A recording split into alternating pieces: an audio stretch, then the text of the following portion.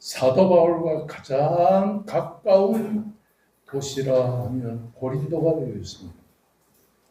고린도는 고대 그리스의 유명 도시의 하나였습니다. 뛰어난 조선 기술과 상업적인 수완으로 말미암아 고린도는 무역에 막대한 이윤을 얻고 사이펜도스의 아들 피지센도의 치하에서 이 고린도가 번창하고 상업도시로 발전하게 된 것입니다. 그리하여 오디세이에 쓴 작가 호머는 고린도를 가리켜 풍요로운 고린도라 지칭했을 정도였습니다. 고린도는 이렇게 풍요로운 도시였습니다. 그리고 고린도는 교통의 중심지가 되어 유럽과 아시아를 잇는 아주 중요한 교통의 동시였습니다. 그래서 고린도 사람들은 고린도를 거쳐가는 사람들에게 통행세를 부과하고 상인들의 최상의 거주지를 제공하면서 부흥 발전하게 되었습니다. 게다가 고린도에는 1,000명의 장녀들이 있어가지고 1,000명의 장녀들이 매춘 행위를 하면서 아프로디토스 신전에서 여사제로 몸을 파는 이런 쾌락의 도시요, 물질적으로 풍요한 자유분방한 도시로 로마 제국 중에서 가장 큰 상업 도시가 된 것을 보게 되는 것입니다. 일찍이 이러한 고린도의 상업적인 발상과 그리고 지정학적으로 이 고린도가 중요하다는 것을 목도한 줄리우스 시저는 고린도를 항구의 도시 기지로 번창하고 발전시켰습니다. 그러다 보니까 고린도에는 전 세계로부터 많은 사람이 모여 살게 되었는데 특별히 이태리 사람들이 거기에 고린도에 많이 와서 살고 그리스 상인들도 거기에 많이 와서 사는 동안에 유대인도 전 세계에서 몰려들어서 고린도에 유대인들이 상당수가 있었던 것을 보게 되는 것입니다.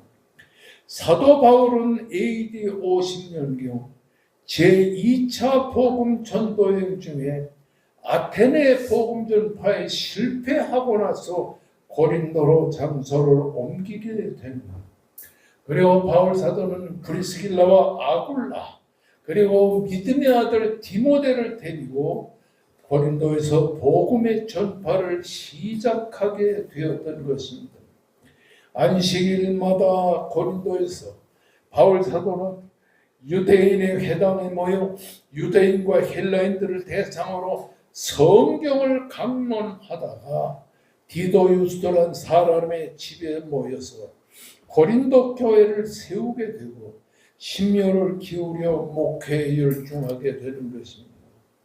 이후에 에베소로 장소를 옮긴 바울 사도는 글로의 집 사람들과 고린도 교회 대표들로부터 편지를 여러 차례 받게 됩니다. 바울 사도요, 고린도 교회가 큰 문제에 직면하게 되었습니다. 고린도 교회가 분열이 되었습니다.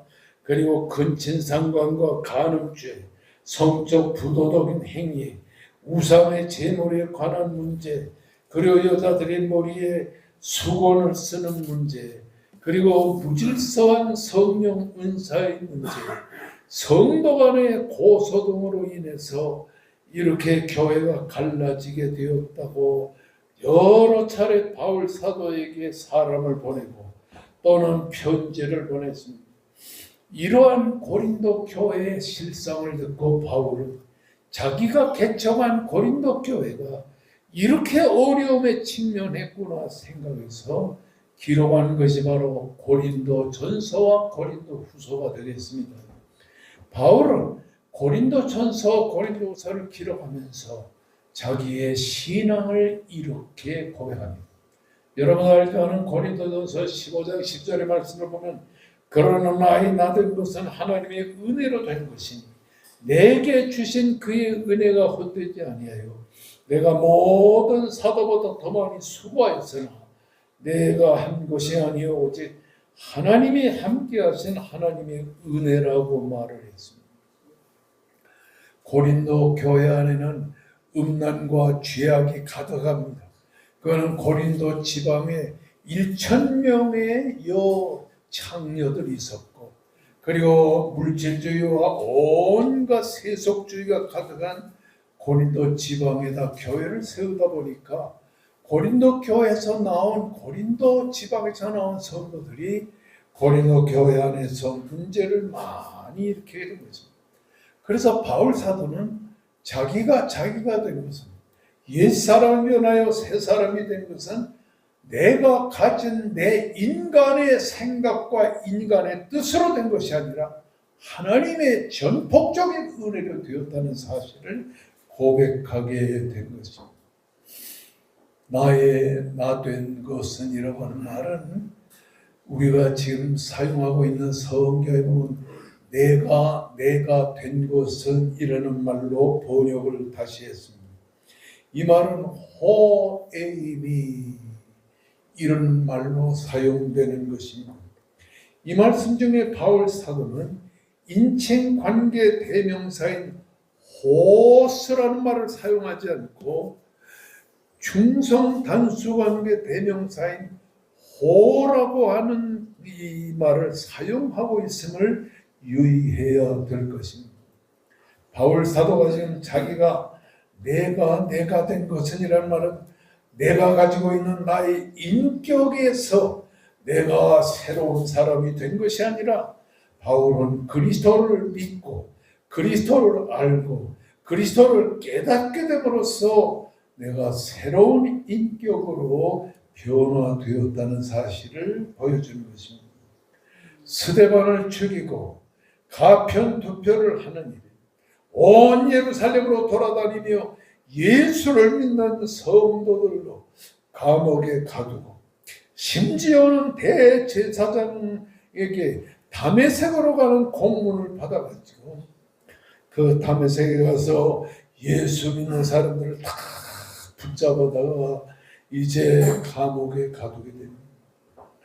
이런 자신이 옛사람이 변해서 새사람이 되고 사도가 되어 이방인에게 복음을 증거하는 새사람이 된 것은 하나님의 은혜로 되었다는 사실을 고백하고 있는 것입니다. 옛사람이 새사람 된 것은 전적으로 하나님의 은혜로 되었다는 것을 보게 되는 겁니다.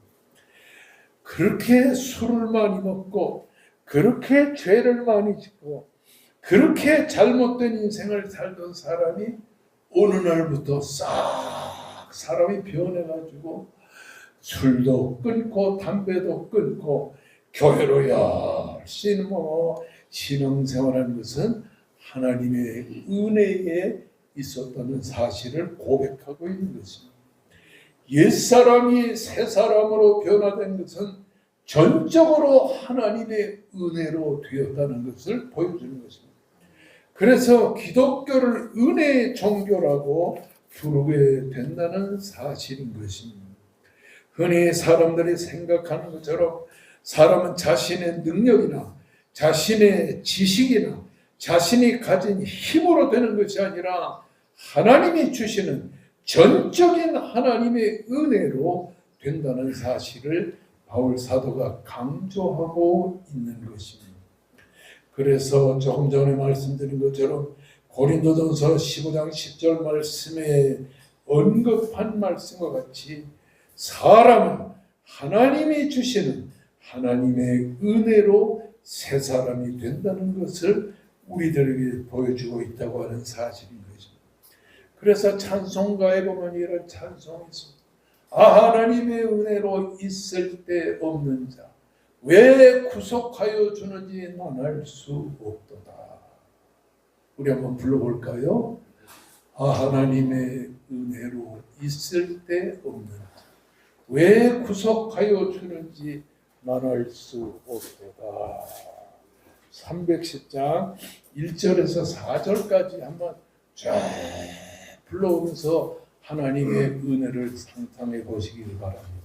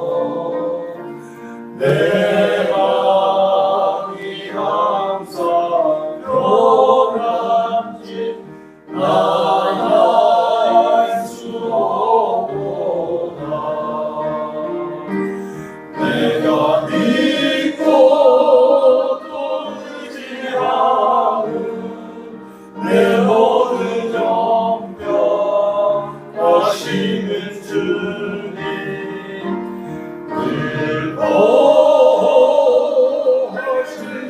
것을 나는 확실히 아네. 왜 성령 주셔서 내가 감동해. 주 예수 믿게 아는지 난 알 수 없도다. 내가 믿고 의지하는 내 모든 형편 하시는 주님 늘 보호해 주실 것을 나는 확실히 아네. 주 언제 강림하실지 복밤의 홍하제 오 주님 만날 그 고통 난 알 수 없도다. 내가 믿고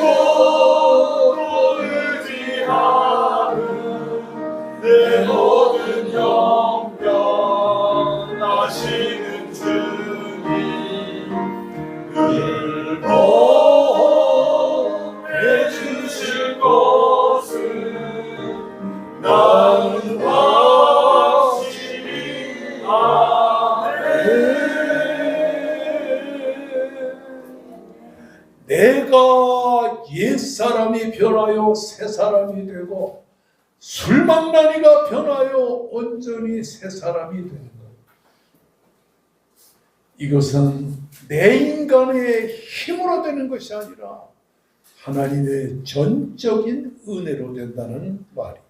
아멘. 그러므로 하나님의 은혜가 나를 나되게 하는 것, 새 사람이 되게 하는 것, 이것을 축복이라고 말합니다.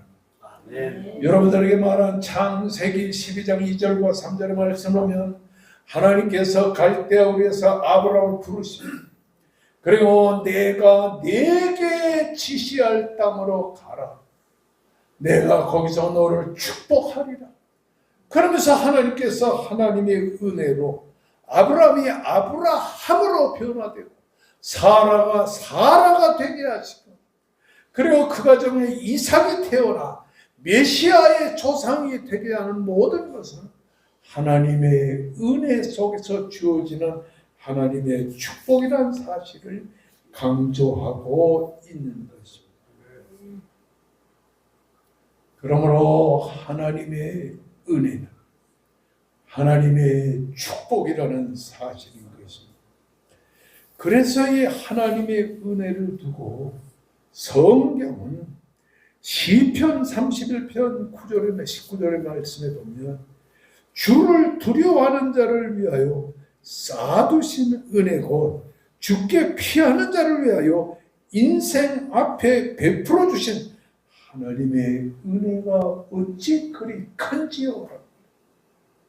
하나님은 큰 은혜를 베풀어 주셔서 이렇게 새 사람이 되게 하시고 변화가 되게 하시고 은혜를 주셔서 하나님의 큰 축복으로 인생을 살게 하셨다라고 하는 사실인 것입니다.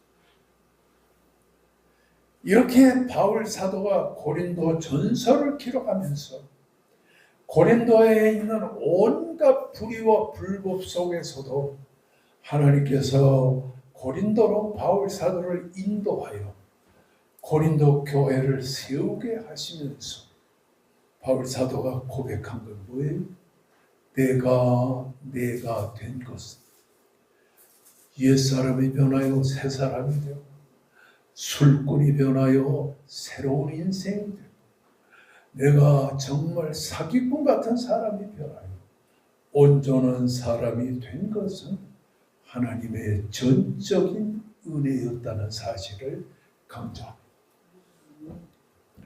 여기서 우리가 생각하는 것은 오늘 여러분과 공부하는 요한복음 5장의 말씀은 이스라엘의 1년에 3번씩 있는 77절과 6월절 이런 절기 때마다 유대인들은 남자들은 1년에 3번씩 예루살렘으로 올라와서 제사를 드렸는데 오늘 이 본문의 말씀은 77절 때에 예수님께서 예루살렘으로 올라오셔서 베데스다 연못가에 많은 사람들이 거기에 모여 있는 것을 보셨습니다.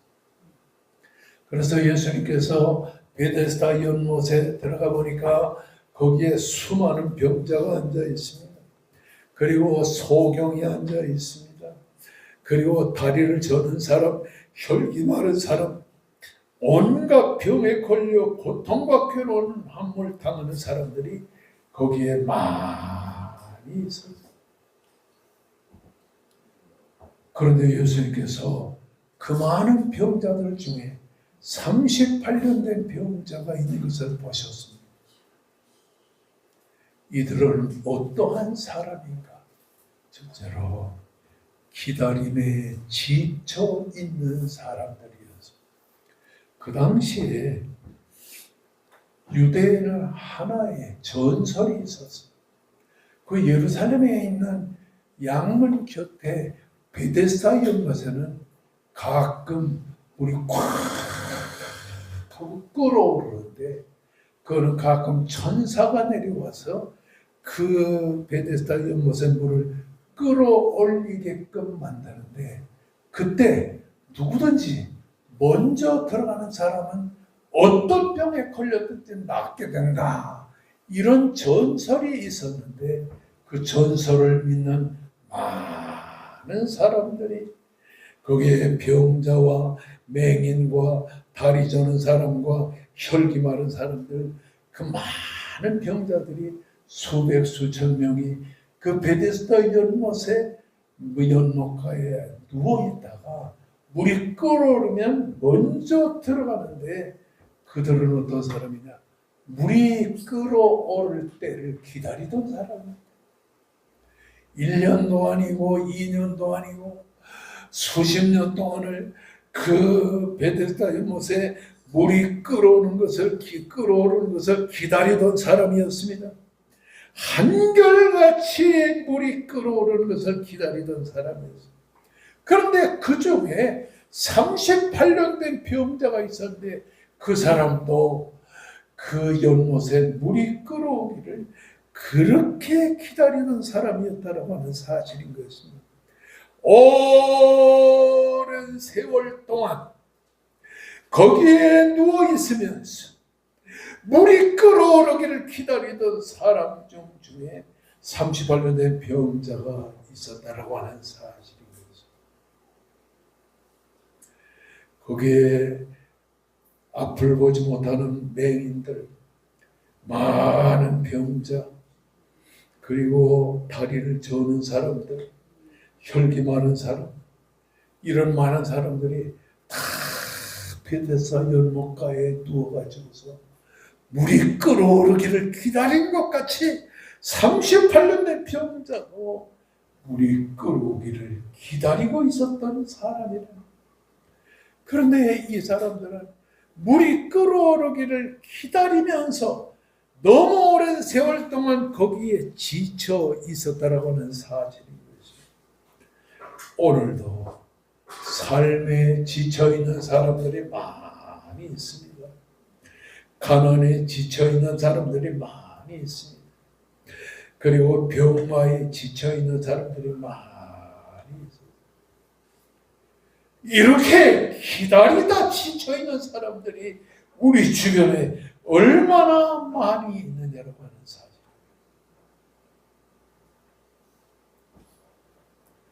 주일이 되면 하나님의 교회에 나와서 예배를 드리지만 그 그동안 수십 년 동안 교회를 다니면서도 가난에 지치고 병마에 지치고 인생의 삶에 지쳐서 허덕이면서 하나님의 교회로 나온 사람들이 얼마나 많이. 난 오늘 여러분에게 묻습니다. 여러분은 뭐에 지쳐 있습니까? 병마에 지쳐 있습니까? 아니면 가난에 지쳐 있습니까? 어려운 시련에 지쳐 있습니까?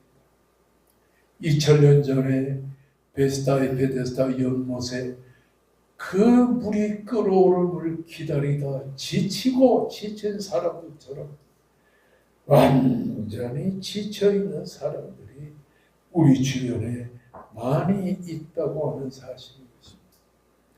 예수님께서는 그 지쳐있는 사람들 중에서 38년 된 병자를 보시고 이렇게 물으셨습니다.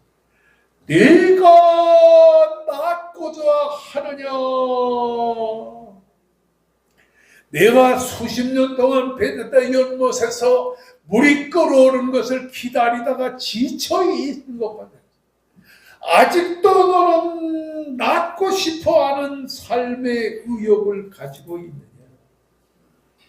오늘 이 말씀과 같이 여러분들에게 주님께서 묻는 것, 아직도 인생의 삶의 의욕을 가지고 병이 낫기를 원하고 가난에서 해방되기를 원하고 그리고 여러 가지 인생의 어려움 속에서 회복되기를 원하는 그런 마음을 가지고 있느냐? 주님이 물어보신다고 하는 사실입니다.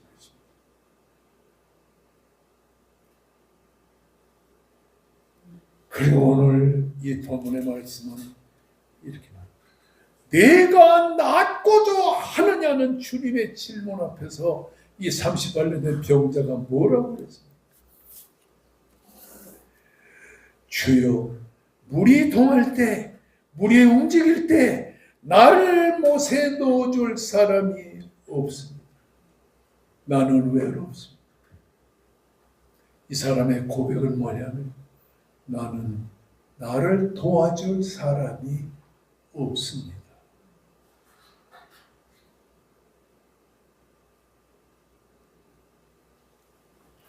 여러분에게는 여러분을 도와줄 사람이 있습니까? 나는 나 혼자입니다. 나는 외로운 사람입니다. 나를 도와줄 사람이 아무도 없습니다.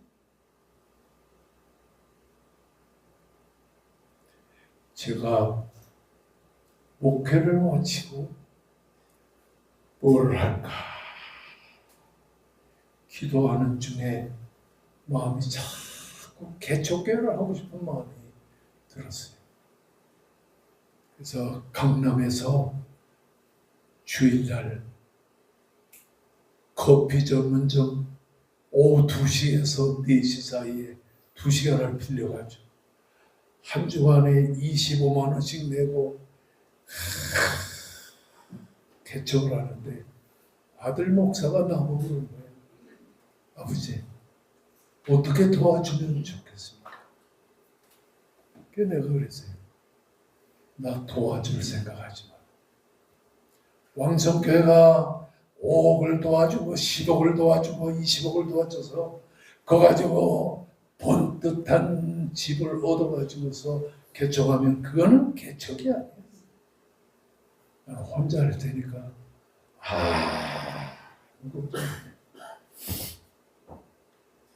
그 다음부터 시작해서 오늘 여기까지 왕성교회의 도움은 이 공간 하나 빌려서 쓰는 것뿐이지 그런 도움 따라하십다. 나를 못에 넣어줄 사람이 없습니다. 나를 행복의 자리로 이끌어줄 사람이 없습니다. 오늘 이 세상에는 사람이 없는 사람이 너무도 많습니다.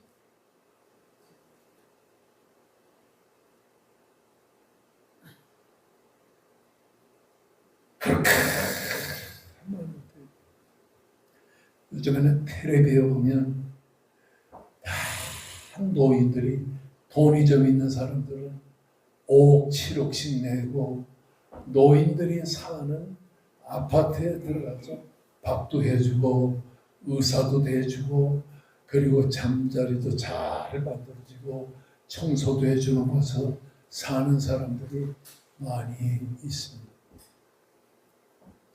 이 사람들은 걱정할 필요가 없어요. 도와줄 사람이 있으니까.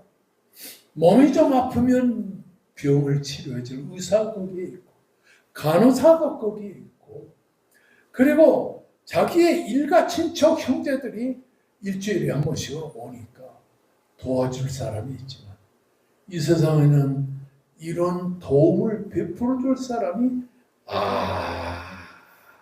아무도 없습니다. 이렇게 도움을 줄 사람이 아무도 없는 이 세상.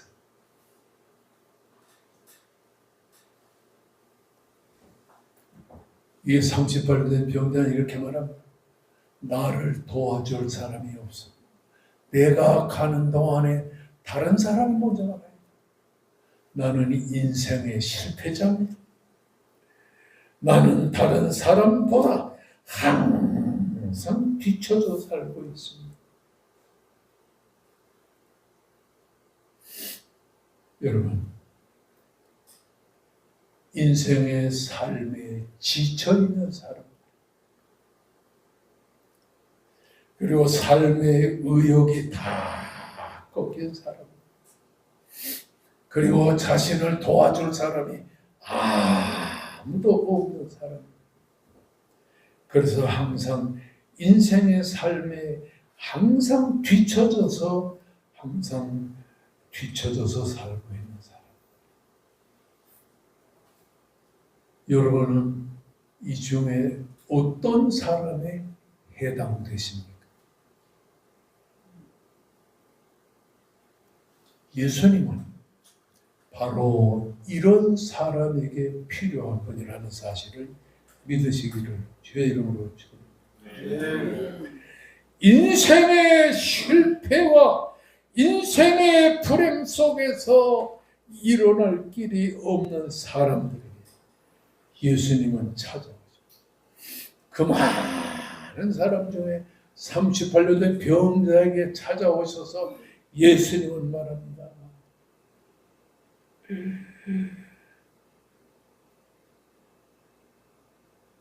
예수께서 이르시되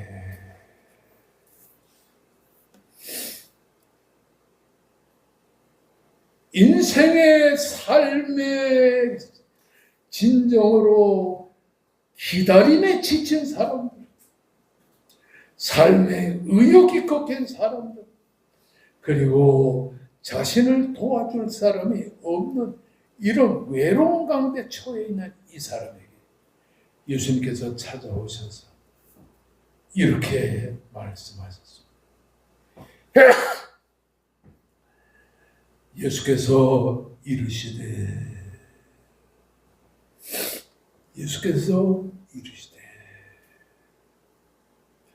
오늘 6절 말씀에도 예수께서 이르시되 8절 말씀에도 예수께서 이르시되 그 예수께서 이르시되라는 말은 예수님의 하나님 되심을 강조하는 말씀입니다.